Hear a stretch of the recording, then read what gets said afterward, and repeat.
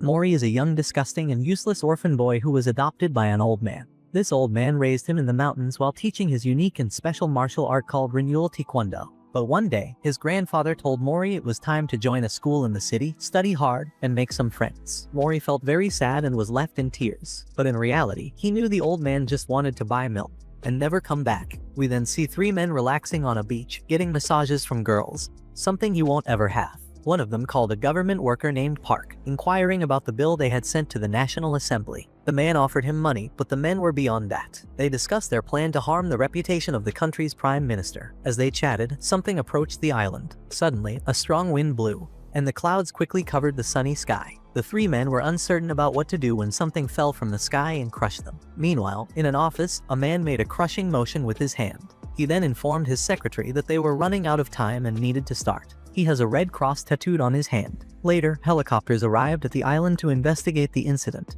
and found a massive hand-shaped print that had a cross on it, just like the one tattooed on the man's hand. We now see Mori, who's now a teenager. He wakes up from a dream about his grandfather's departure. He gazed at a photo of him and his grandfather, but then realized he was running late for an important event that day. He hurriedly left on his bicycle, feeling frustrated for oversleeping on such a significant day. Later, on the news, it was announced that today marked the first day of a martial arts tournament known as the God of High School. Students from all over the country could participate, and the city preliminaries were going to be held at the arena. We could see that all the kids were excited about the tournament and wanted to get tickets to watch it. Following this, we saw a guy working in a store. While taking out the trash, he checked his wallet and realized he didn't have enough money. He knew he needed to work more shifts to make ends meet. We see a girl who needs to get to the tournament and asks some martial artists for directions who are not selected for the tournament. While they give her directions, she becomes excited by the guy's muscles. Mori was on his way to the tournament, feeling really hungry and thinking about what he could have for lunch. Just then, he nearly got into an accident with a thief on a motorcycle who snatched an old lady's purse. In that moment, he saw the struggles in the old lady's life, and it made him feel sorry for her. So, he decided to turn around and chase after the thief. The chase was chaotic. Mori was on a bicycle while the thief sped away on a motorcycle.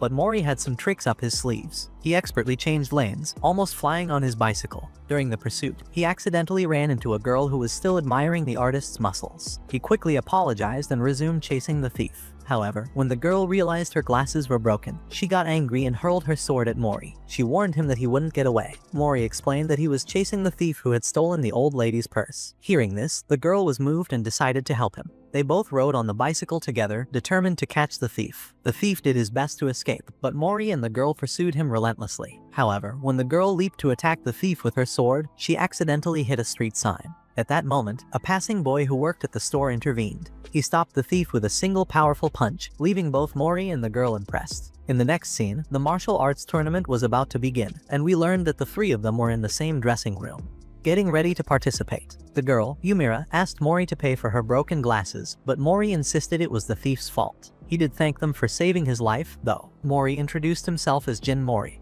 and the boy, Han Diwi, said his name. They exchanged introductions. Then, the announcer explained the tournament rules. He mentioned that any fighting style was allowed during the matches, there was no time limit, and participants could use any type of weapon. The only ways to win were by knocking out the opponent or getting them to surrender. The regional preliminaries were currently happening, and from there, participants for the main tournament would be selected. The announcer also talked about the bracelets they were all wearing, which monitored their vital signs. These bracelets were there to determine if fighters were seriously injured, and if so, the nanomachines injected into them would heal their injuries immediately. The announcer went on to explain that whoever passed all the rounds and won the tournament could make any wish to the organization. With all the fighters gathered, he declared that the fight had begun. Initially, everyone, including the audience, was shocked, but they quickly realized that it was a battle royal. Some fighters quickly realized that the bracelets not only monitored their life signs, but also indicated their fighting levels. As a result, they began targeting the weaker participants, demonstrating the different abilities of each fighter. However, it became evident that Mori was incredibly strong as he effortlessly defeated several opponents. Similarly, Diwi and Mira also proved their skills by defeating numerous participants. Afterward, a fighter named Kang Manseok entered the ring, and the blue-haired woman mentioned that he was the favorite to win the tournament. Kang started easily defeating several fighters, showcasing his speed even without using his arms. He expressed disappointment at the fighter's weakness and stated his preference for going back to sleeping in his prison cell. Ymira stepped up to challenge Kang, but her blows didn't do much damage, although she proved to be a formidable opponent. During the fight, Kang made inappropriate comments about her beauty and asked her out, to which Yu responded with disgust. Behind Kang, we saw Mori pulling down his pants, revealing animal print underwear. This surprised Kang, who responded by delivering a powerful kick to Mori's chest, sending him flying. Dewey noticed that when Kang kicked him, Mori took the opportunity to injure Kang's foot with his arm. Mori then stood up and told Kang that if he used all his strength, he would do the same. They both leaped to attack each other. Meanwhile, officials from the United States government grew concerned upon seeing images of the events that took place on the island. A man with a scar on his forehead entered the room, causing everyone to point their weapons at him. The officials asked about his identity, and he introduced himself as Park Mujin, explaining that he worked for the Korean government. The first round of the tournament came to an end. Yu walked ahead to go home, and Jin and Han followed, as they were all heading in the same direction. Their houses were along the same route. Jin asked Yu why she had hit him, which led to the revelation of what had happened during the fight between Jin and Kang. Yu remembered that when she had jumped to attack Kang, she accidentally twisted Jin's neck. She explained that it was not intentional. She had confused him because she wasn't wearing her glasses. However, she mentioned that they were able to heal him using nanomachines that had been injected into all the fighters. These nanomachines could repair all the damage incurred during the fights, leaving Han impressed by the organization's advanced technology. Later, Jin revealed that he was participating in the tournament because he wanted to face many opponents and become stronger. He then asked Han why he was taking part, and Han responded that it was for the money. Finally, Yu mentioned that she was fighting to reclaim her family's martial arts academy. Jin teased her, wondering how people could easily snatch her sword from her, to which she responded that it was because she had no glasses on.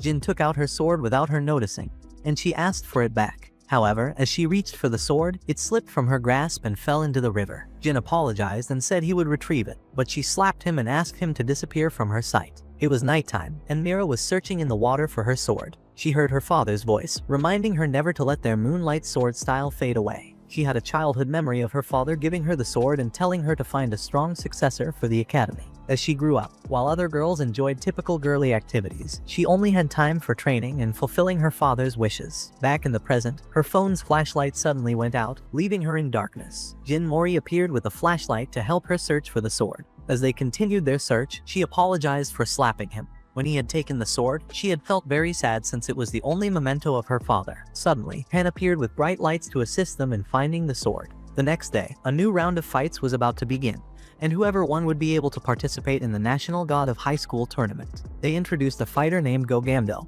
who practiced the Tai Chi style. The three of them waited their turn in the locker room. Jin Mori was asleep when Kang approached him and threatened to harm him, even though Mori was asleep. However, Go stepped in and told Kang to leave him alone. Despite this, Kang kicked Go in the face, but Jin Mori quickly woke up and supported Go's back to protect him. Mori advised Go to always stay alert. The first match was between Ymira and Han Dichul, and with just one move, she knocked him out. After that, the fights began, and Jin Mori easily won his match. Afterwards, they watched the other participants' fights on TV, and Han also defeated his opponent. Seeing this, Jin Mori expressed his desire to fight them. Suddenly, Gogamdo appeared to thank Jin Mori for intervening when Kang attacked him earlier. He mentioned that he shouldn't have let his guard down. However, as he was saying this, the announcer called the fighters for the next match. Jin Mori warned Go to be careful since his opponent was Kang. Go told Mori that he didn't fear Kang, but he was concerned about losing the Battle of Wills. The announcer had declared that the fight would not end until one of them became unconscious or surrendered. He had also mentioned that if someone left the ring for more than 20 seconds, they would be disqualified, and they could rely on nanomachines to heal their injuries. Go had told Kang to release his arms and stay true to the path of a real martial artist. The fight began, and Go managed to land many punches on Kang,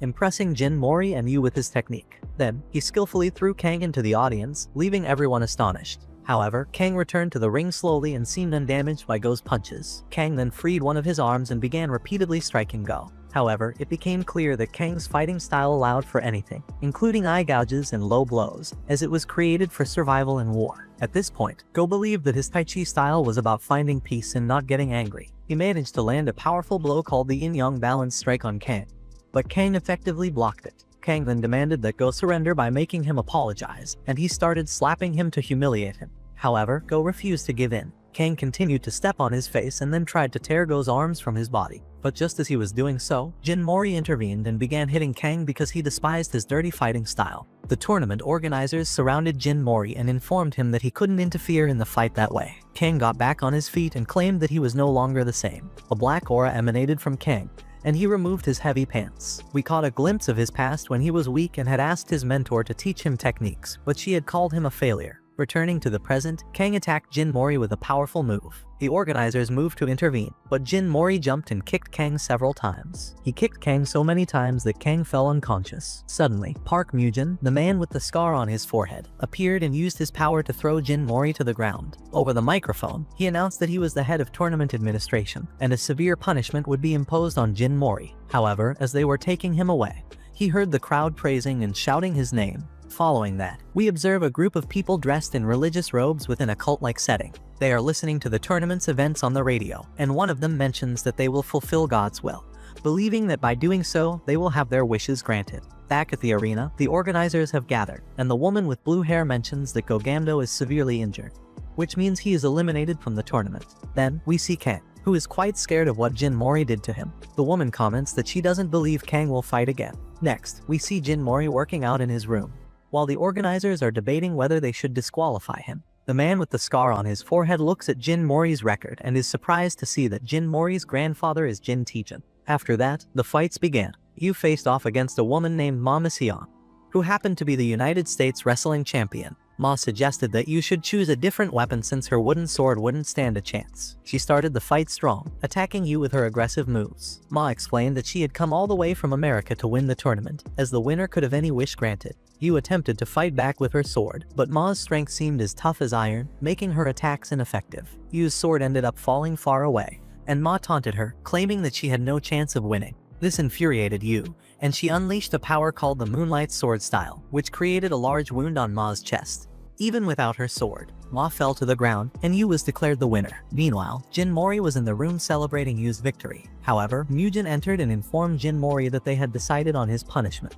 He told Jin Mori that he could rejoin the tournament if he could defeat the man with green hair and glasses. But Jin Mori insisted on fighting the blonde man instead, recalling a humiliating incident from school. He threw a tantrum on the floor, expressing his strong desire to fight the blonde man. The man with glasses claimed that he was stronger than the blonde man and had been chosen for that reason. To prove his strength, he punched Jin Mori in the face. Jin Mori excitedly got up, realizing that the man was stronger than he had thought. The man with the scar then announced that the fight would take place the next day. Yu walked alongside Han, still upset with Jin Mori for intervening in the fight. She was concerned that this might lead to Jin Mori's disqualification from the tournament. However, Han described the incident as incredible and believed that Jin Mori's strength was extraordinary. Suddenly, Jin appeared and informed them about his upcoming fight against the man with green hair and glasses. He also offered them some fruits given to him by the scarred man earlier, mentioning that they would restore their energy. Yu was angry at him for being so reckless, but Jin told them about their families, saying that encouraged them to do what they wanted. It was becoming evident that the scarred man and the woman with blue hair were plotting something. Afterward, Jin Mori was at home, eating a peach and preparing his bed to sleep. Suddenly, he experienced chest pain and collapsed, coughing up blood. In another location, the man with the scar explained that he had done this to test if Jin Mori was a true fighter, and to see if he was as strong as his grandfather. Next, we find Han visiting a friend in the hospital who is suffering from a severe illness. It's revealed that Han is participating in the tournament to earn money to help his friend. His friend mentions that the doctors will try a new and expensive medicine, and his sister has taken on extra work to cover the treatment costs. She has become so busy that she hardly has time to sleep, and he feels guilty for being a burden to both his friend and his sister. Han reassures him not to worry and to focus on getting better. He tells his friend about a boy he met who reminds him of him, and they start joking and having a good time together. Later, we see Han working as a trash collector, where he encounters some bullies who taunt him, having heard about his friend's dire condition. One of them hits him with a can, dirtying his shirt, but Han picks it up, and the bullies continue to mock him. Back at the arena, Han was preparing to fight in the tournament against a boy who was always seen with a book. The boy claimed to have learned everything from books, including how to win in battle. As the fight began, the boy could predict Han's movements because he had studied all the patterns of karate. He mentioned that if he practiced and learned all the movements, it would be impossible for him to lose. That's why he participated in the tournament.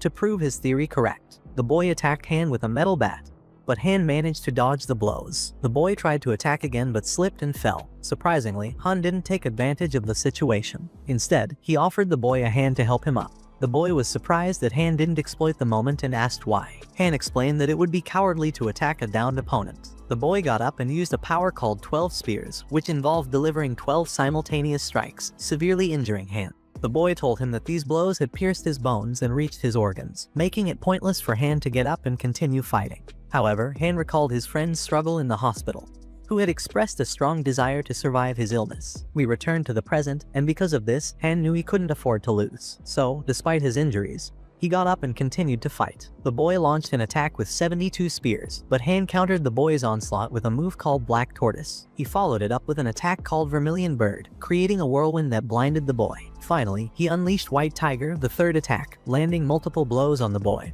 who was left helpless. The boy couldn't believe that his theory had been completely dismantled. Unable to continue with his fourth stance, the boy collapsed and was eliminated from the tournament. Next, they announced the fight between the commissioner with green hair and Mori. However, Jin Mori was unconscious in his house. Suddenly, something inside his body awakened him. Later, as they waited for him to arrive at the fight, everyone thought he wouldn't show up. But then he arrived running and jumped into the ring.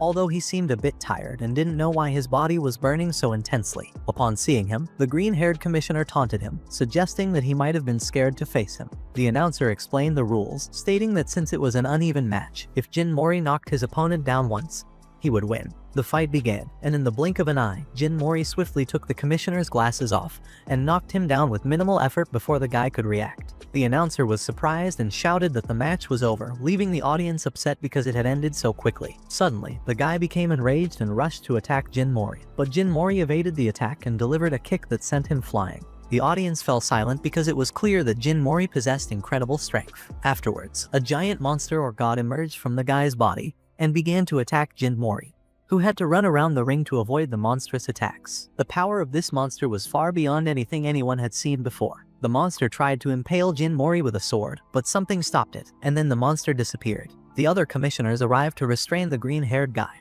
who was furious about the humiliation he had suffered at the hands of Jin Mori. When Mugen arrived, he punished the green-haired man by reducing his salary for 3 months due to his behavior. Then, he approached Jin Mori, who was resting, and congratulated him on his victory. Jin Mori replied that he was very hungry and wanted to eat a banana. At that moment, there was no doubt in the man's mind that Jin Mori was indeed Jin Taejan's grandson, the so-called Tiger Cup. Next, a television program discussed the God of High School tournament, with the presenters announcing that only 4 fighters remained from the preliminary round. These fighters were Mori, a practitioner of Renewal Taekwondo, Yu, the successor to the Moonlight Sword style, Han, a top full-contact karate practitioner, and another fighter named Byon Yihi, specialized in a Brazilian fighting style. The next match was set to be between Yu and Han. After this, our group of friends strolled down the street, discussing who they thought would make it to the final round. Suddenly, a car pulled up in front of them, and a young man got out. He walked toward them, knelt down, and confessed his love for Yu, asking her if she wanted to marry him. Upon hearing this, the 3 friends were surprised and embarrassed. In the next scene, Yu is seen with her younger cousin, and they are deciding on the dress she will wear for the wedding. The little girl expresses disbelief that Seongjin has decided to marry Yu, revealing that this young man is a famous fighter who works in television. Seongjin expressed his desire to let Mira and her sword shine. Later, we are shown a flashback to Yu's childhood when her father had died, and she was approached by her uncle. Her uncle told her that she would now live with him and take care of her father's sword. He also attempted to teach martial arts but was too weak, and his students left the academy. Yu declared that she was the rightful owner of the sword and must secure a bright future for it. Later, at the dojo, the uncle asked Seongjin why he wanted to marry Yu. He replied that he had many plans involving her and the sword. He expressed his determination to fulfill a dream that neither he nor his brother could achieve. Later, Mori was trying to decide which burger to order when he overheard a conversation in line about his friend's upcoming marriage. He decided to go to her house to ask her why she was marrying Seongjin. When she asked how he found her house, he revealed that he had asked the people who organized the tournament. Yu tried to close the door, but he held it open and questioned why she was getting married if she wasn't in love, especially at the time of the semifinals. She explained that she had to do it for the sake of the sword and the moonlight style. Afterward, she closed the door and Mori ended up falling down the stairs. However, she appeared to be sad, as she did not want to get married. Next, Mori called Han, who was working as a food delivery driver, and informed him about Yu's marriage to a television personality whom he didn't trust. Han advised him to stop interfering in matters that didn't concern him. But Mori insisted that something didn't seem right because Mira didn't appear happy. In a scene change, Yu was dressed as a bride, and her uncle had memories of her not liking the same things as other girls. She preferred staying at home and cleaning, or when they walked on the street, she would gaze at other girls' clothes. He would ask if she wanted him to buy her some, but she always said she didn't need them. Now, it was strange that she was getting married, and even stranger that she was doing it with someone she didn't love. He went to where Seongjin was and asked him to cancel his niece's wedding, stating that Yu didn't want to get married and that she was still a child. However, as he said this, Yu entered and claimed she was happy and wanted to fulfill her dream of getting married. it was clear that she had something else in mind. She mentioned that Seongjin's power would change the fate of the Moonlight Sword style. Her cousin became sad because you didn't usually speak in that manner. Later, we saw the cousin telling Jin Mori about her father and the sword. He wanted to talk to you and make her see the reason, but security guards appeared and prevented him from reaching her because he didn't have an invitation. He tried to go over them but was thrown to the ground. In a flashback, we saw Seongjin's true intentions, and we discovered that he belonged to a religious cult where everyone wore robes. In this cult, the leader instructed the young man to obtain the sword along with the hand that wields it, referring to you, as she was the only one who could control it. The leader mentioned that whoever possessed this sword would be able to rule as a god. Mori was fighting with the security guards, but he couldn't use his taekwondo techniques against them because they were too weak. Suddenly, Han appeared and knocked the security guards aside with his shoulder, defeating them all. He told Jin Mori that he wasn't hitting them but merely pushing them aside. Seongjin looked at his guards and was disappointed in them. Mori interrupted the wedding, but Seongjin attacked him with a sword brought by a servant. However, Han intercepted the sword with his hand, giving Mori an opportunity to speak with you. He told her not to marry Seongjin, but she insisted on fulfilling her father's wish, which was for you to find someone very strong to inherit the sword. She had rejected all the boys who wanted to date her because they were too weak. While she was explaining this, she threw punches at Mori, who was defending himself. At this point, her uncle intervened, and she accidentally hit him in the face. After this, we saw that both her uncle and her cousin did not want her to get married. Mori told her that she should do what she truly desired, and upon hearing this, she had a childhood memory of her father saying the same words. It became clear that she had misunderstood her father's words, as he was telling her to use whatever technique she wanted to control the sword. Remembering this, she decided and told Seongjin that she didn't want to marry him. She also mentioned that she would protect the Moonlight Sword style herself. However, Seongjin refused and said he would obtain the sword and the girl by any means necessary. He then summoned a deity similar to the one we saw emerge from the green-haired guy during the fight against Mori. As a result, the place began to collapse, and Han shouted at people to flee. Seongjin then attacked Han with his sword and wounded Yu in the stomach, due to her getting in between them. But she quickly struck him with a moonlight move, and he fell unconscious. Both Jin and Han were happy to see her back. Afterwards, they were outside, watching the fire, and Yu felt guilty for everything that happened. Seongjin escaped in a car with his father's sword, and she said she didn't care if he took it because her father's spirit was not in the sword but inside her. Afterward, she walked away laughing with her friends, and both her uncle and the little girl were happy for her. Later, Han was in the hospital while doctors tried to revive his friend, but they couldn't do anything because he had no pulse. After that, Han was at work, and the usual guys came to taunt him. This time, he didn't allow them to make fun of his friend and beat all three of them. Then, we saw the semifinal of the tournament between Han and Yu. At this moment, Han was filled with rage over his friend's death, and the audience was shocked to see him brutally beating Yu. He wanted to continue hitting her despite her being severely injured and unconscious, so the presenter had to step in to stop him from killing her. After the fight ended, he passed by Mori and told him that they would meet in the final. Mori thought that Han seemed like a different person and not his friend. 2 years ago, Han had a memory from before his friend became ill, showing that they used to enjoy fighting every day after school. Then, we returned to the present, and he was in the bathroom, vomiting while thinking about his friend and the injuries he inflicted on Yu. Following this, the other semifinal fight began between Mori and Byeon, who used his Brazilian fighting style. However, the fight ended quickly as Mori defeated him with a single attack that knocked him out. Jin displayed immense strength. The presenter then announced that the final would be between Mori and Han, and the winner would participate in the national tournament. Later, Mori visited Yu in the hospital where she was being treated with nanomachine technology. She noticed that he was distracted and told him that he wouldn't be able to win the final against Han that way. She mentioned that she lost because she was weak, but Mori said it was because she was injured from the fight. However, she expressed her concern about why Han had acted the way he did. Later, Han visited his friend in the hospital, who was still alive but in a coma. The next day, the final day of the preliminaries arrived. The fighters were called to the ring, and the match began. Mujin wondered if the tiger cub would awaken, referring to Jin. The fight was evenly matched as both exchanged blows, and neither had the upper hand at this point. Han landed a blow to Mori's mouth, causing him to spit out a lot of blood, just like Yu had been hit. Mori got up in anger and told Han that he wouldn't forgive him for hurting their friend. He launched several kicks from his renewal taekwondo, and Han fell into the corner. However, Mori approached and extended his hand to help him up. Han took his hand but told him that neither he nor Yu are his friends. He then began using various techniques to attack Mori. We then saw Yu leaving the hospital with her uncle and cousin. She walked past Han's friend's room and realized that he was being treated with nanotechnology. Several people were gathered there, including the tournament organizers and a girl who was mourning her brother's death. The sister screamed at the deceased guy, urging him to get up and fight his friend Han again, which was what he enjoyed the most. Later, a memory showed the scarred man telling Han that he knew he wanted to win the tournament to help his friend. He offered a deal if Han won the semifinal and final in a very superior manner. He would cure his friend's illness using nanomachines. This was the reason why Han fought with all his strength against you and was doing the same against Mori now. Returning to the present, Han was beating Mori mercilessly with his god stance, and he fell to the ground. The presenter started counting to 10 to see if Mori could get up. But before the count reached 0, the scarred man appeared and told Han that his friend had already died. At that moment, Mori got up before the count reached 0. Later, we delve into Han's school days, where he had gained a reputation for winning all his fights, even against older students. In one instance, he found himself outnumbered by students armed with sticks, but an unexpected ally, the friend who would later mean so much to him, appeared to aid him in the battle. After their victory, both exhausted and lying on the ground, the friend questioned Han about why his supposed friends hadn't come to his aid. Han responded with a bitter truth: those he associated with weren't truly his friends. The friend offered a valuable piece of advice, urging Han to place more trust in people. Returning to the present, Han awoke from his unconscious state, grappling with the devastating news of his friend's passing. Mori initiated a brutal attack, but Han defended himself ruthlessly. At this juncture, we learn about the scarred man's previous conversation with Han. He revealed that the nanomachine treatment had been initiated, but regrettably, it was too late. Consequently, their contract had come to an end, leaving Han free to fight as he saw fit. In the heat of the battle, Han reflected on the folly of proclaiming that Mori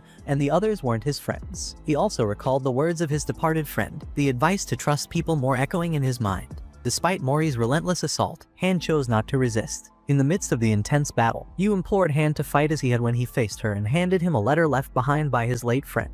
Yu cautioned Han not to reveal its contents to Mori, fearing that it might affect their fight. Upon receiving the letter, Han recollected his friend writing it before his untimely demise. The letter conveyed his happiness and encouraged Han to fight for himself. Filled with newfound determination, they engaged in a fierce battle, both content as they gave their all. Mori unleashed a powerful blue dragon kick, causing Han to tumble to the ground. The announcer declared Jin Mori the tournament's winner. Han had another memory, this time of a fight he had won against his friend, who was overjoyed and suggested they share a smile. Han, however, asserted that smiling wouldn't bring them any victories, to which his friend insisted that they would become best friends. Back in the present, as Mori extended his hand, Han realized that Mori's smile mirrored that of his departed friend. They shook hands, and Mori declared them friends. Yu assisted Han to his feet, declaring her intent to defeat him in their next match. Together, they walked away, and the audience erupted in applause, celebrating their newfound friendship. Jin Mori's grandfather, named Jin Taejin, finds himself deep in the forest when a group of men dressed in robes from the religious cult suddenly appears. One of them approaches the elderly man, suggesting that strong individuals should unite and join their cause, claiming that they've been bestowed with power from heaven.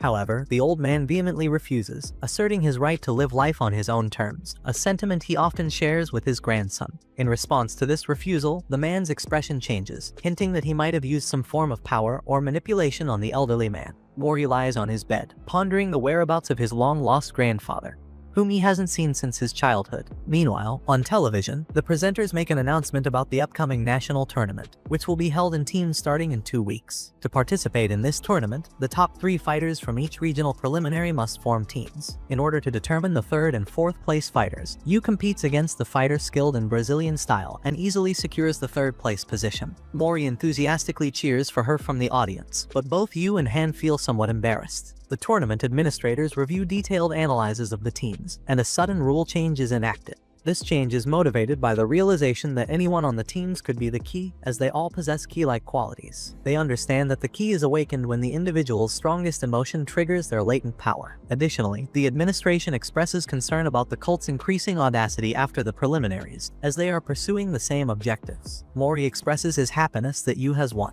ensuring that all 3 of them can participate in the upcoming big tournament as a team. They walk down the street together, and Mori is excited about the prospect of going to the tournament with his friends. However, a sudden realization strikes him: in a team competition, he won't be able to fight against his friends. Yu questions why he would want to fight against them, and Mori responds that being the strongest is incredibly cool. During this conversation, Mori senses someone passing by, but the person disappears quickly, leaving him intrigued. Later, we see an elderly man who has been sent by the scarred man to spy on Mori. It becomes clear that this elderly man is a master, and they summon these masters using cards. There are 6 of them in total. The elderly man used to be Mujin's teacher, and he believes that Jin Mori must be strong because he survived after consuming the sage fruit. Thus, the elderly man intends to mentor him. Continuing the storyline, we are shown what transpired with Mori's grandfather. The men in robes summon a god from the sky, creating a portal through which a giant sword descends. pointing towards the elderly man and causing massive destruction in its wake. This catastrophic event makes them believe that the end of the world is imminent.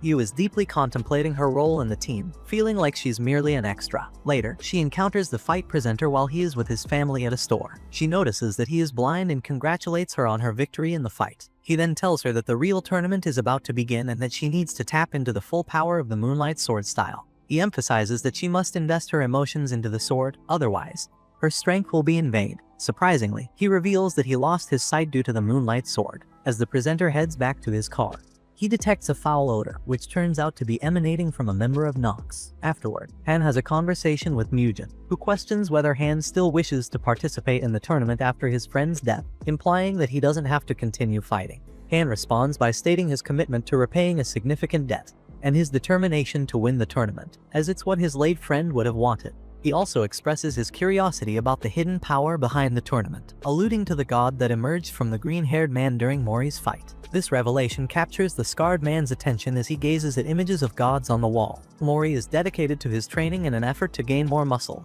and surprise Yu and Han.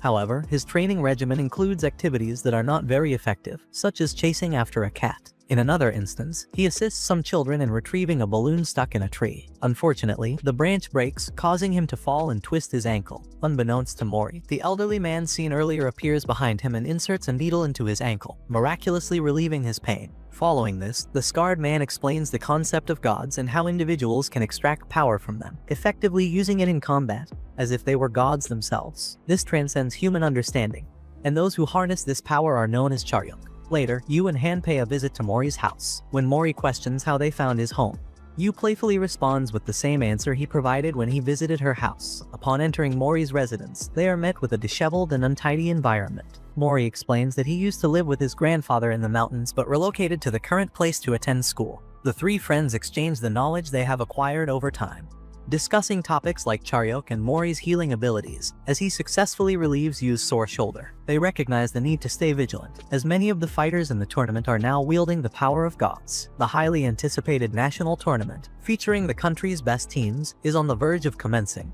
In total, there are 3 fighters representing each of the 9 regions, making for a total of 27 competitors. The stakes are high, as the tournament promises the winners the incredible power of a god, which has the potential to grant any wish. Yu keenly observes that the presenter for the tournament is different from the one they encountered previously. However, a disturbing revelation soon unfolds as it's broadcasted on television that the previous presenter was brutally murdered in a park. The shocking news sends shockwaves through the audience and participants alike. We then catch a glimpse of the individual responsible for this heinous crime, who appears to revel in the chaos and violence he has caused. He expresses sinister satisfaction at having also eliminated the green-haired commissioner with glasses, one of the tournament's strongest contenders. The presenter explains that there will be 3 fights, and the team that wins 2 of them will move on to the next round. Mori steps up to fight first, and Yu cautions him to be careful because the opposing team is formidable. However, he isn't fearful and shares that he has acquired a new skill. During the battle, he touches different points on his body, explaining that it will unleash his hidden power. In the audience, the elderly man takes pride in teaching him this new ability, which is part of Tijin's taekwondo.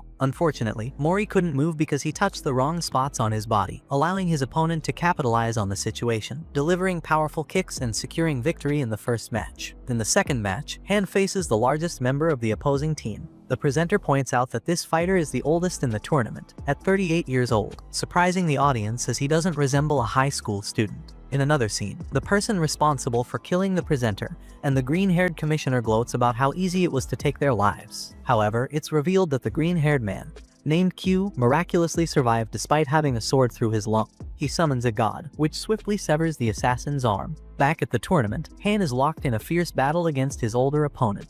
Han manages to land multiple powerful punches on Pum, causing worry for Pum's brother. However, Jang, Pum's brother, reassures him not to fret, as Pum never gives up. This triggers a flashback to Pum Kwang's time working in construction, where fellow workers ridiculed him for his repeated failures to pass the high school entrance exam. His brother delivers a bag of books for him to study with, and they discuss Pum's determination. Meanwhile, Jang watches from a distance and declares her determination not to become a loser like them. After losing a fencing competition, she vents her frustration by throwing her fencing sword against a wall. Pum Kwang approaches her in inquiries about her well-being. She already knows his name, as people often gossip and speak ill of him. Curious, she questions why he keeps trying when everyone mocks him for being a poor student and older. Kwang reveals that he refuses to give up, sharing that he attempted various endeavors after leaving school, but ultimately gave up on all of them. He advises Jang not to give up if she truly wants to achieve something. Then, he leaves, running to work in the rain. The scene shifts back to the present, where Han is in the ring.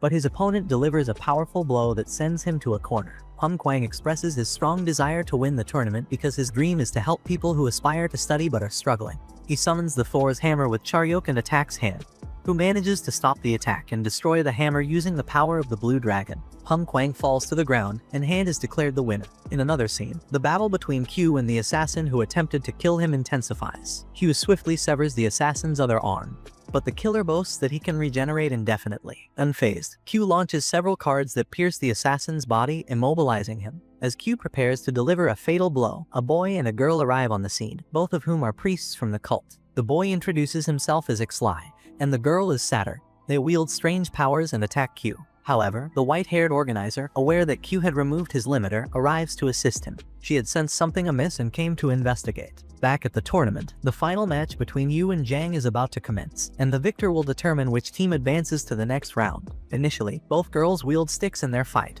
but Jang quickly realizes that Yu holds the advantage. Kwang fervently cheers for Jang, urging her to fight with unwavering determination and not give up. Jang conjures a power resembling a yellow light sword and attempts to strike Yu, but Yu skillfully evades the attack. Recalling the presenter's words in the park, Yu unleashes the full power of the Moonlight Sword style, delivering a powerful kick that shatters Jang's sword and secures her victory. Returning to the confrontation between Q and the white-haired girl, they emerge victorious against the cult priests. However, before they can execute the priests, Ixlai grabs Saturn, and the two of them manage to escape. Meanwhile, the other assassin's head begins to swell uncontrollably, eventually causing an explosion that engulfs the entire apartment and cuts off power throughout the building. Miraculously, they survive the explosion. Later, Mori and Yu celebrate their victory, while Han reflects on the moment when he struck Yu so forcefully during their fight, vowing never to repeat such an action. Jang regains consciousness, and Kwang expresses his concern for her. He reassures her that it's not the end, and they will have another opportunity to compete next year. The next match begins with a green-haired boy named Jeon Jugok, who creates a power using musical notes and fire. However, his opponent, Jegal Teak, summons a colossal shark that mercilessly attacks Jugok, causing him to lose a significant amount of blood. In response, a girl from Jugok's team attempts to intervene and help him, but Jegal Teak repeatedly kicks her while she's defenseless on the ground, shocking both the audience and the participants. Yu wants to prevent Mori from intervening, fearing disqualification, but this time, Han steps in to confront Jegal Teak. The announcer positions himself between them, and the injured boy, determined to win for the sake of his family's corporation, rises to his feet. He conjures and fires lightning, but Jegal Teak effortlessly counters it and summons the shark once more, which devours the boy. In the emergency room, doctors are attending to the injured boy while Park, the scarred man, contemplates the situation. An elderly man suggests that Jegal should be disqualified because it's evident that he intended to cause chaos in the tournament. However, Park responds by hinting that Jegal might be the key they've been searching for. Meanwhile, Jin Mori, Yu, and Han are in the audience, watching the ongoing fights. Han and Yu discuss the upcoming opponents, and Han remembers that he has been suspended from participating due to his previous intervention. Jin Mori, on the other hand, is impressed by a fighter named Park Ilpio, who effortlessly wins his match with a powerful kick. Park Ilpio's hoodie, adorned with a tiger emblem, reminds Mori of his grandfather's military uniform. As they stroll down the street, Han mentions the importance of getting stronger and mastering Charyok, the ability to summon the power of a god. In a flashback, Park Mujin explains that some fighters spend years honing their skills to obtain Charyok, but success is far from guaranteed. Others are inspired and acquire this power more easily. However, Jin Mori expresses his desire to win based on his own strength, and refuses to rely on the power of gods. This decision leaves you concerned because Mori seems different, appearing sad and quieter than usual. Jin Mori's memory takes him back to a conversation with Park and the girl with blue hair, where they informed him that his grandfather had recently suffered an attack in the mountains, and they discovered a significant amount of his blood at the scene. While Park Mujin was concerned about the slim chances of survival, Jin remained confident in his grandfather's abilities. Back in the present, Jin Mori is lost in thought and expresses his disbelief that his grandfather was killed. At that moment, Park Ilpio approaches him with excitement, eager to meet him. They exchange friendly punches, both ending up in a deadlock, and neither of them takes it further. Ilpio apologizes for his enthusiasm and offers a hand to help Jin up. During their conversation, Park Il-pyo reveals that he has been following Jin Mori's progress since the preliminary rounds. Jin Mori, curious about the tiger symbol on Il-pyo's hoodie, inquiries about it, and Park explains that he wears it as a sign of respect for Jin Tae-jin, Mori's grandfather. Park Il-pyo shares his childhood story with Jin Mori, revealing that his mother abandoned him after his father's funeral. He was then placed in a martial arts academy, where he felt lonely and isolated. One day, Jin Tae-jin appeared with a young Jin Mori sleeping on his chest. Jin Tae-jin approached Park Il-pyo, explaining that he had fought alongside Il-pyo's grandfather in a war. He gave Il-pyo a book of martial arts techniques called Tikaion, which his grandfather had studied throughout his life. Jin Tae-jin encouraged Il-pyo to grow up quickly and become a great fighter. As he left, Il-pyo noticed the tiger symbol on Jin Tae-jin's uniform, which left a lasting impression on him. During their conversation, Il-pyo intercepts an attack that was aimed at Jin Mori, using his skills to stop the shark's teeth launched by Jekyll. Il-pyo then confronts Jekyll, warning him not to harm innocent people. A flashback reveals Il-pyo delivering a powerful blow to Jekyll, leaving a strong impression on him. Afterward, Jekyll departs, and Il-pyo cautions Jin Mori about the danger that Jekyll poses. Jin Mori is surprised and grateful for Il-pyo's assistance, realizing that he wouldn't have been able to stop the attack without him. The scene shifts to Jin Mori training as he strives to become even stronger. Q barges into Park's office with anger, questioning why Park allowed the family of the deceased presenter to be murdered. In response, Park strikes Q and reminds him that he needs to compensate for the apartment damage caused during their fight. He also informs Q that 9 months of his salary will be deducted as a consequence of his actions. Later, on a rooftop, the blue-haired girl explains to Q that she created a fake body to deceive their enemies while the real wife and daughter were moved to a safe location. Meanwhile, Q retrieves a coin from beneath a soda machine, and Han, who works at the same location, observes him. Han approaches Q and makes an offer. He wants Q to teach him how to use charyok, and in return, Han promises to prepare lunch for him every day, allowing Q to save the money he would otherwise spend on food. Han's motivation is to become stronger than Jin Mori and ultimately defeat him. He senses that Jin Mori is troubled, and Han wants to be a reliable ally. Park meets with the tournament organizers and reveals that a dangerous religious cult called Nox is targeting them. He urges them to eliminate any member of this organization if they encounter them. Meanwhile, the members of the Nox cult gather for a meeting, and their leader declares war on the organizers of the God of High School tournament. In another scene, Jin Mori reflects on his 17th birthday and his long separation from his grandfather, Jin Tae-jin. He recalls that his grandfather left him to confront dangerous adversaries when he was just a child. Yu and Han surprise him with birthday wishes, bringing food and spending the evening playing and having fun together. They make a pact to win the tournament, even though Han can't participate due to his suspension. The following day, Jin Mori receives a letter containing a map and a photo of his grandfather, who is shown bound by chains, raising concerns about his safety. Jin Mori rushes on his bicycle, determined to save his grandfather. He mentally apologizes to Yu and Han, promising to return in time for the tournament. Meanwhile, the quarterfinals have begun, featuring a match between Seoul and Jeju, two teams that were seeded into the tournament at the last minute. Yu and Han search for Jin Mori but can't find him anywhere. The blue-haired woman suddenly appears and informs them that the fight is about to start, urging them to return to the stadium. She warns that if Jin Mori doesn't arrive before his turn, he will be disqualified, and their team will be eliminated from the tournament. Later, Yu stands alone in the ring as Han was disqualified earlier. She resolves to buy time for Jin Mori to return, just as she prepares to face the opposing team. They arrive wearing black robes, raising suspicions that they might be associated with the Nox organization. The fighter set to battle Yu removes his robe, revealing his muscular body and a wooden sword that belonged to Yu's father, adding tension to the upcoming fight. In the midst of her fight, Yu's wooden sword shatters, and her formidable opponent reveals a national treasure known as Fengxian, harnessing its immense power. This revelation shocks Yu, as she was unaware of the sword hidden within her weapon. Her muscular adversary taunts her, highlighting that despite years of training, she never realized the true nature of her sword. As the intense battle continues, Yu manages to disarm her opponent momentarily. However, when she attempts to wield the sword, she recognizes it as her own, but it promptly vanishes from her grip and reappears in her adversary's hand. He explains that the sword recognizes its true owner, and it now acknowledges him as such. Meanwhile, Jin Mori arrives at an abandoned location in pursuit of his grandfather, only to discover a disturbing scene. He finds a person impersonating his grandfather, and when this imposter's head grotesquely turns backward and then inflates, it results in a catastrophic explosion, obliterating the surroundings. A mysterious man appears and informs Jin Mori that his intention is to eliminate the strongest competitors in the tournament in his quest to reach the key. Jin Mori, undaunted, prepares for a fierce battle as the man multiplies into numerous identical clones. Simultaneously, Yu continues to endure a brutal beating from her powerful opponent, who mocks her for her perceived lack of strength. Han's search for Jin Mori leads him to a room where he discovers Pum lying on the ground. As he enters the room, a woman appears,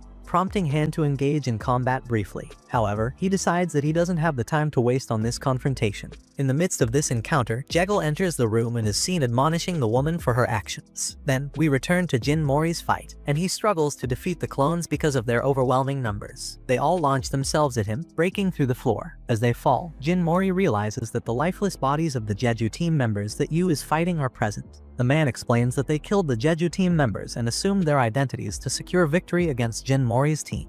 Jin Mori presses certain points on his body, numbing himself for the next hour. Meanwhile, the muscular opponent continues to overpower Yu, and she lacks the strength to defend herself. He taunts her, suggesting that Jin Mori won't return. Yu begins to strike back upon learning that her friend has been harmed. However, her attacks lack the power to inflict any damage. The muscular opponent delivers a powerful blow, causing Yu to fall unconscious. Yet, at that moment, she finds herself suspended in the air, and begins to sink into her subconscious. She hears the voice of a god of war and recalls the fond memories she shared with her friends. The god of war decides to grant her its powers. Yu rises, and we witness her ability to summon the god named Lu Bu. As a result, her sword returns to her hand. The muscular man also harnesses his Charyok, Kraken, but Yu easily defeats him. The announcer declares Yu the winner, but she feels extremely tired and collapses to the ground. Just before hitting the ground, Jin Mori arrives and supports her. Yu is relieved to see him. The presenter then announces the start of the second match. While they are tending to Yu's injuries, Han expresses his happiness that she managed to acquire Charyok.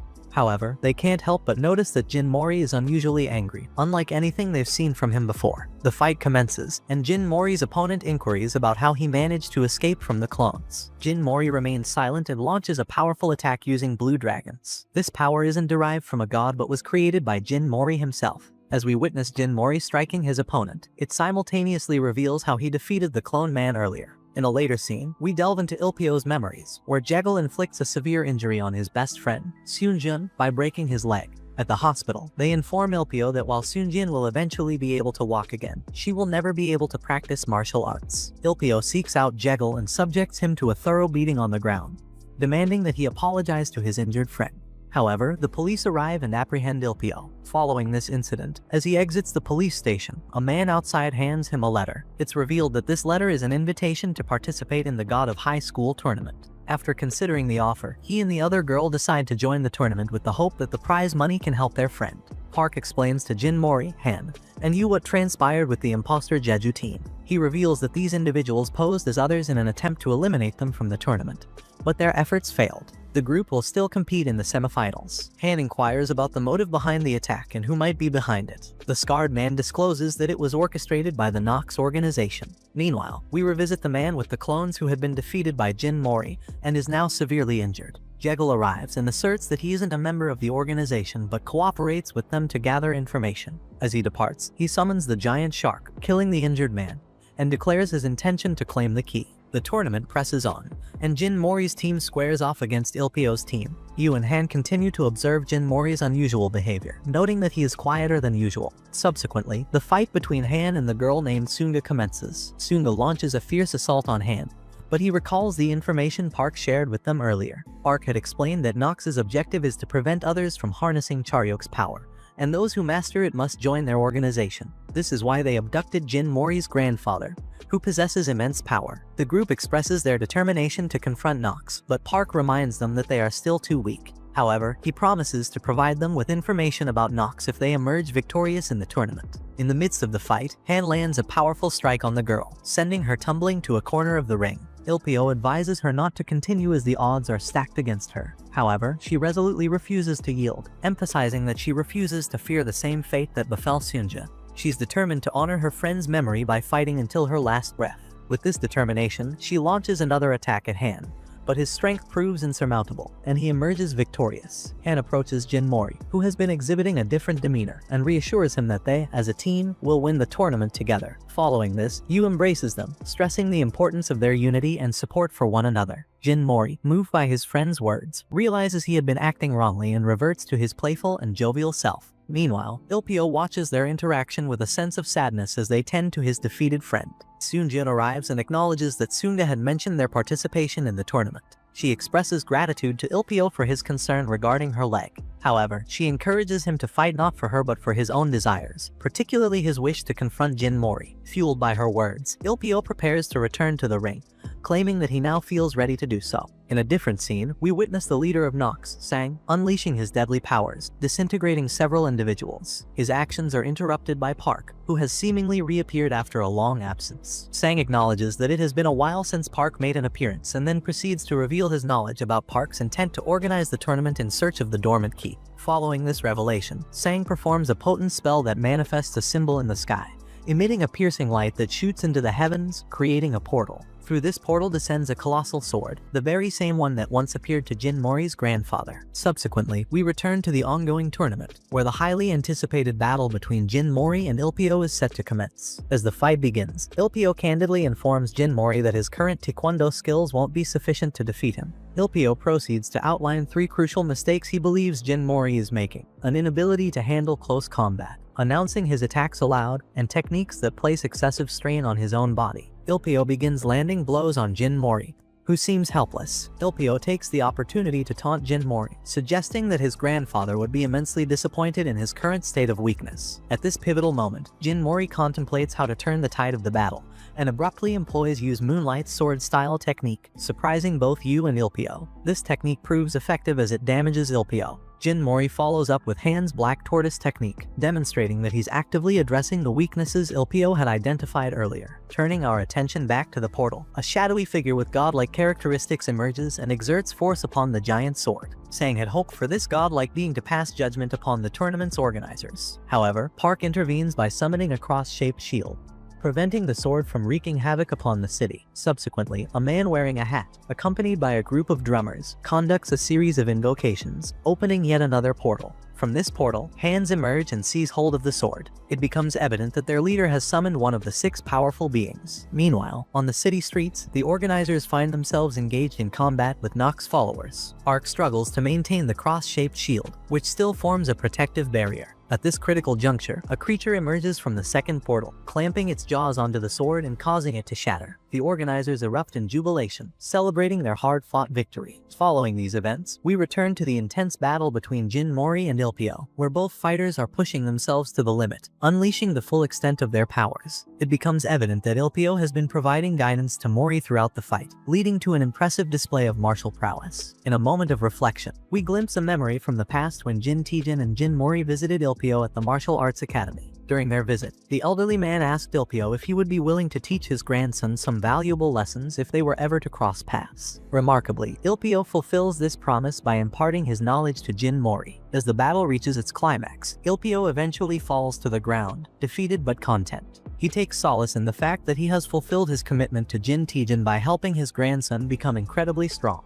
However, as he lies on the ground, he enters a peculiar dreamlike state where he encounters a white-tailed fox. In this moment, Ilpio fervently declares that he cannot afford to lose. To the astonishment of all witnesses, he rises to his feet, undergoing a dramatic transformation.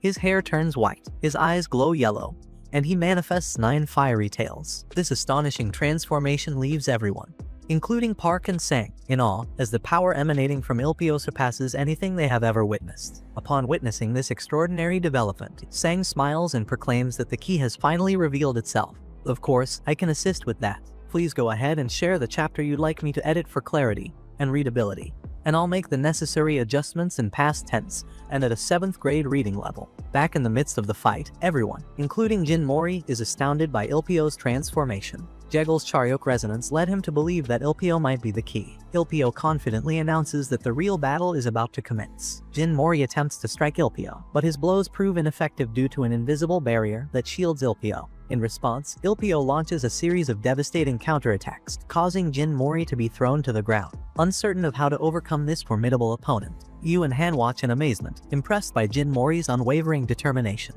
Ilpio motions towards his head, and Jin Mori notices his evident distress. In a series of defensive maneuvers, Jin Mori realizes that Charyok involves not only harnessing power, but also mastering one's own mind and body. In this realization, they find themselves on equal ground. Ilpio releases a fiery fox attack directed at Jin Mori, but as the fiery beasts approach him, they disintegrate into nothingness. The day grows dark, and a brilliant light radiates from Jin Mori, extending towards the heavens. He begins emitting powerful rays of energy from his body, leaving Ilpio astonished by this sudden surge of power. Following his incredible transformation, Ilpio launches a formidable attack known as the Night Parade of 100 Demons. However, Jin Mori responds by creating a powerful whirlwind that propels Ilpio high into the clouds. From above, a colossal hand descends, forcefully returning Ilpio to the ring and ending his transformation. The announcer officially declares Jin Mori as the victor, prompting the audience to erupt in celebration of the epic battle. Yu and Han excitedly jump into the ring to embrace Jin Mori. Han inquires if Jin Mori had utilized his Charyuk, but Jin Mori himself remains uncertain about the extraordinary events that just unfolded. Sang, on the other hand, is taken aback by the outcome and exercises caution before making his departure. Meanwhile, Mujin instructs the team to secure the key while he seeks immediate medical attention for his injuries. After their lighthearted banter, Jin Mori pays a visit to Ilpio in the hospital room. They continue their friendly dispute over who's the stronger fighter. However, once they're left alone, Jin Mori confides in Ilpio, revealing that he's currently unaware of his grandfather's whereabouts. He expresses his determination to win the tournament, as the scarred man has promised to provide information about his grandfather if he emerges victorious. Concerned for Jin Mori's safety, Ilpio offers a word of caution, emphasizing the danger of facing Jekyll in the finals. Despite the impending challenge, Ilpio pats Jin Mori's head affectionately, evoking memories of their shared childhood and the bond they've developed. Following his injuries from Jekyll's previous attack, Jeon Jugok is determined to continue fighting for his family's corporation. As he walks through a hospital corridor, he unexpectedly encounters Jekyll. The two engage in a fierce battle, with Jugok undergoing a monstrous transformation that allows him to absorb people. In his rampage, he captures Ilpio's friends, trapping them in his body. Ilpio, despite still recovering from his own injuries, attempts to confront Jugok but is severely weakened. Jekyll intervenes by using his shark teeth to pierce Jugok's monstrous form, successfully rescuing the girl who had been absorbed. However, Jugok releases his body tissue, capturing Ilpio's friends in the process. Although the girl trapped inside Jugok tries to reason with him, Jugok's frenzy continues, leading to a gruesome encounter where Jekyll summons his shark, resulting in the girl's demise and severe injuries to the boy. Witnessing the suffering of his friends, Ilpio is consumed by anger. He grabs Jekyll, and their battle escalates, ultimately leading to both of them falling from the top of a building. In a separate scene, Sang, the leader of Nox, makes a declaration while walking down the street. He announces that he has finally identified the key and releases flying monsters into the area. In response to this escalating threat, Park decides to bring an end to the God of High School tournament. Amidst the escalating chaos, a colossal godlike figure descends through the portal, its shadowy presence casting a sense of awe and dread over Jin Mori, Yu, and Han. Sang, the leader of Nox, seems to revel in these events, declaring it as both the beginning and the end of something significant. Shifting scenes, we witness the grandfather of Jugok, who is determined to avenge his grandson's tragic death, even if it means sacrificing his own life for this cause. The narrative then delves into Jekyll's backstory, shedding light on his past. It is revealed that he was forcibly separated from his mother and subjected to intense training with the expectation of becoming a winner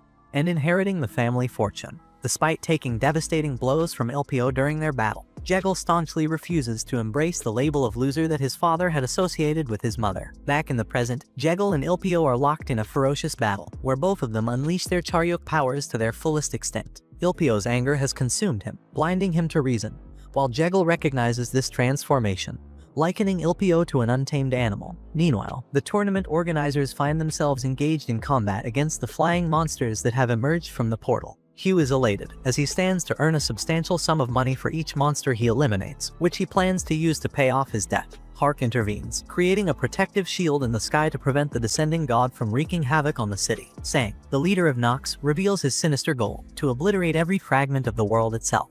Ilpio persists in his assault against Jekyll, but Jekyll retaliates by summoning a monstrous entity that bites into Ilpio, causing him to revert to his original state. The key, which had been within Ilpio, hovers in the air, becoming the focal point of a fierce struggle as numerous individuals vie for possession. Ultimately, Sang manages to grab hold of the key, only to have it swiftly kicked away by Jin Mori, who is perplexed as to why everyone is fiercely contending for it. Meanwhile, Park continues to maintain the protective shield, resisting the destructive force of the descending god. In response to the escalating crisis, the United States government launches nuclear missiles and withdraws its alliance with Mujin, asserting that their advanced technology renders the old gods powerless. Given this dire situation, someone alerts Park, who casts a spell to transport the tournament participants to a remote location amid the mountains. However, Ilpio sustains serious injuries in the process. Han employs his Charyok, which possesses healing properties, to tend to Ilpio's injured friends. In that moment, Sunjian provides Jin Mori with an explanation regarding Ilpio's motivation for helping him become stronger. Ilpio foresaw powerful threats looming over the entire city, prompting his efforts to prepare Jin Mori for these challenges. Just then, Ilpio regains consciousness, and Jin Mori reveals the presence of the key to him. Although Ilpio remains unaware of the key's nature or why it resided within him, he earnestly implores Jin Mori to keep it safe and refrain from surrendering it to anyone. Jekyll reappears on the scene and inquiries about the key's whereabouts to Yu and Han.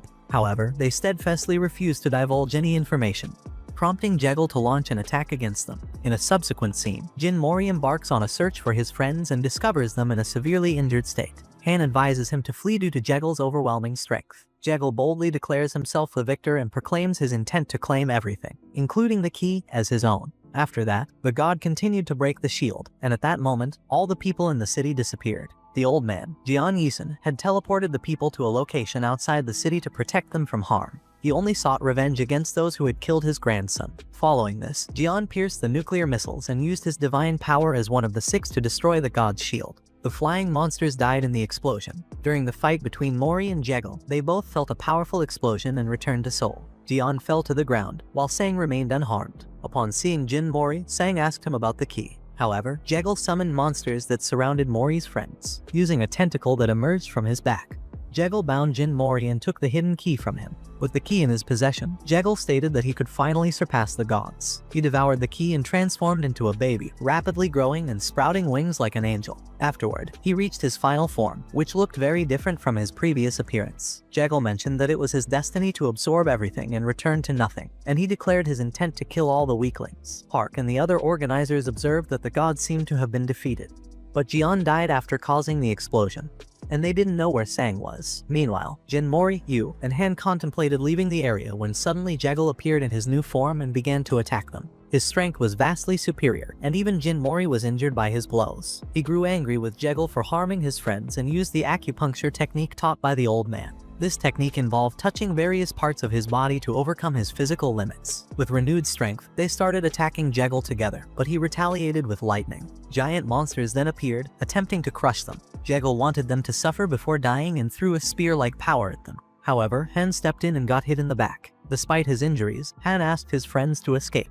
In that moment, Jin Mori unleashed a new power, and a giant staff fell from the sky. Sang was shocked to witness this and realized that Jin Mori was the guardian of the key, Satan Taizai. Mori removed the headband from his forehead, which transformed into a crown. His eyes changed color, and the staff shrunk to his size. Jin Mori grabbed it and began to beat Jekyll with it. Everyone watching was utterly amazed as Jin Mori unleashed his newfound power. Jekyll summoned giant monsters, but Jin Mori easily pierced through them with the staff. His anger was palpable as he demanded an apology from Jekyll for hurting his friends. Jin Mori began to name each of the people Jekyll had injured, taking revenge for their suffering. He hurled Jekyll toward the ground at tremendous speed. Despite his injuries, Jekyll got up and declared that he would never be a loser. In response, Jin Mori gathered clouds in the sky and repeatedly struck Jekyll with lightning. Park informed the organizers that Mori's power was not borrowed from a god but had become divine at that moment. Jekyll lost his transformation and fell defeated to the ground, while Sang and his followers disappeared. Yu and Han approached Mori with hugs, relieved to see him back to his usual self, hungry and all. However, Mori struggled to remember what had just transpired,